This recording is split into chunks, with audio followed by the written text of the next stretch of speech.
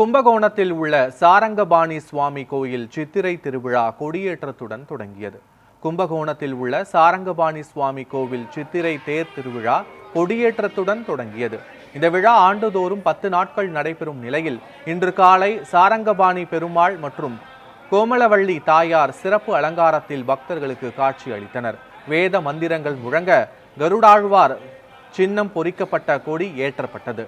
விழா நாட்களில் தினமும் காலை மாலை நேரங்களில் பெருமாள் மற்றும் தாயார் பல்வேறு வாகனங்களில் வீதி உலா நடைபெற உள்ளது. வரும் 25ஆம் தேதி தங்க கருட வாகன சேவை நடைபெற முக்கிய நிகழ்வான தேரோட்டம் ஏப்ரல் 30ஆம் தேதி நடைபெற உள்ளது.